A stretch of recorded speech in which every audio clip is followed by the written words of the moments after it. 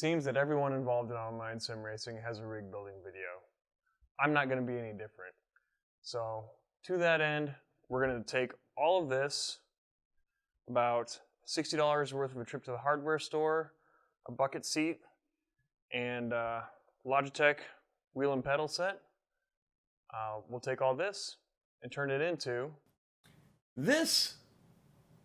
It's not the prettiest thing in the world, but I'm not the best woodworker in the world. In fact, you might go so far as to call me barely competent. It just goes to show that anyone can build a rig if they really want one. And we'll go through my build process, and then we'll talk about a few things that I would do differently if I could do it over again. I'm using a cheap seat from Summit Racing. You could use anything you got from the junkyard, or any other car seat for that matter. I decided to screw the seat directly into these 2x4s, and thus needed to measure the distance between the rails and had the seat in place to help me do that.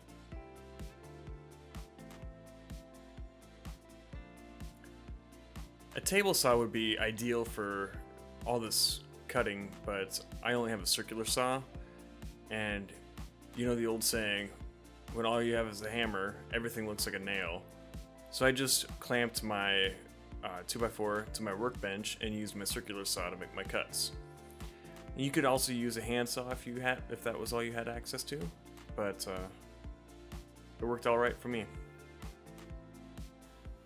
I wanted to make sure things were square, so I measured the diagonals on this rectangle, and through the Pythagorean theorem, we could make sure that everything was true.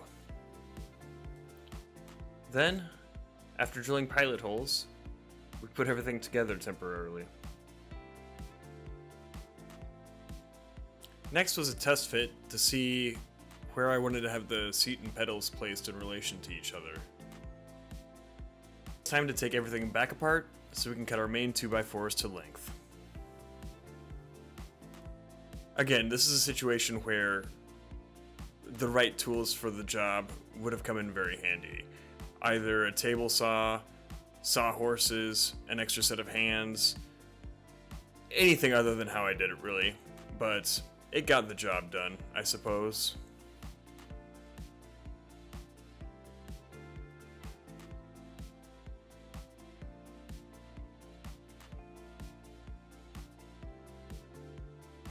Here we're just putting our base back together for the final time in our construction. Here's where I feel a different approach could have made a big difference. Instead of screwing the seat directly into the 2x4s, building a plate that you bolt through would have worked a lot better.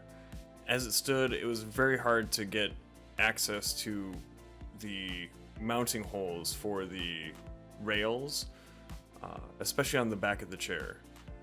But I was able to get it done. I just feel that having a board that you bolted the seat through instead of what I did may have worked better. Your mileage may vary. After measuring the space we needed for our foot pedal support, we're cutting it. And again, a table saw or some better support mechanism than just clamping it to a workbench would probably work better, but sometimes you make do with what you've got. After downloading, printing, and affixing the template for the pedals to the mounting plate that we made, I drill out all the holes. It is important to have it oriented correctly because, at least for the Logitech pedals I'm using, the holes are not symmetrical. I just eyeballed things for the pedal assembly. There's probably a more precise way to do it, but I missed only once, and things seem solid. So, I'm gonna say it's okay. Next was measuring out where I wanted the wheel to go in relation to my body. A coworker had told me it would be easier to measure where my actual car wheel was relative to my body.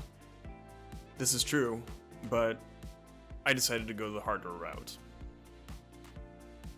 Next, I had to cut out all the uprights for the table on which I was going to mount the wheel and use as a mousing surface during the game, along with all the cross members I was going to make for it. we're getting close to the finish line here. I decided to make the uprights on the rig closer together on the driver's side left than on the right.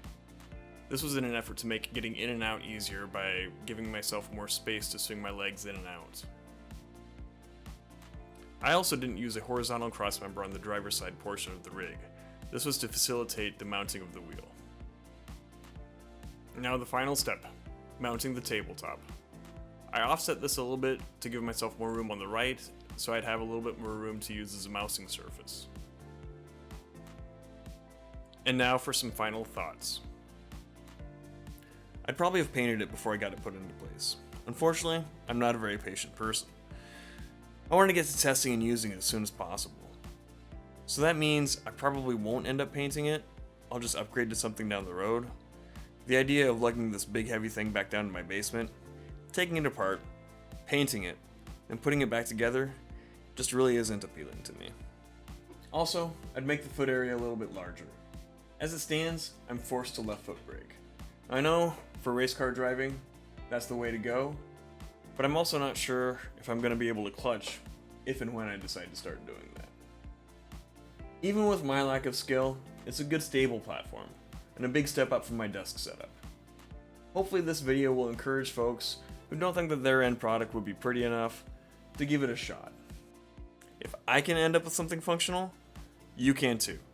If you'd like to see the rig in action, follow me on twitch.tv/thepiltdownman. As always, for YouTube, like, subscribe, bell, etc., etc.